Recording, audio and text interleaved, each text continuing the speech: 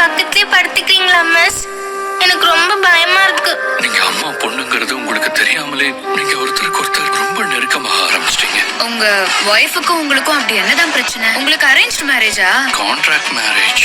நீங்க சொன்ன விஷயம் எல்லாமே எனக்கு ஏற்கனவே தெரிஞ்ச மாதிரியே இருந்துச்சு. சீக்கிரமே உனக்கு எல்லாம் தெரிய வரணும்னு தான் காவேரி நான் இவ்வளவு போராடுறேன். மகாநதி ப்ரொமோவில் குழந்தை வந்து பயந்துக்கிட்டு இருப்பா. உடனே குழந்தை பக்கத்தில் ஆறுதலாக அவள் கூடயே படுத்திருப்பா காவேரி. அப்புறம் காவேரியும் விஜயும் காரில் போயிட்டே இருக்கும்போதே காவேரிக்கு வந்து பழசை ஞாபகப்படுத்த விஜய் ட்ரை பண்ணுவான். விஜய் சொல்கிற ஒவ்வொரு விஷயமும் காவேரிக்கு ஏற்கனவே நடந்த மாதிரி ஃபீல் ஆகும். அதை விஜய்கிட்ட வந்து சொல்லிக்கிட்டு இருப்பா. உடனே விஜய் வந்து மனசுக்குள்ளே நினைப்பான், உனக்கு எல்லாம் ஞாபகம் வரணுங்கிறதுக்காக தான் காவேரி நான் இதை சொல்கிறேன் அப்படின்னு சொல்லிக்கிட்டு அவன் இருப்பான். இவங்க 2 பேரும் சேர போகிறாங்களா, சீக்கிரமாக நடக்குமா அல்லதுன்னு கொஞ்சம் நாள் ஆகுமாங்கிறத இனிமே பொறுத்து இருந்ததை நம்ம பார்க்கணும்.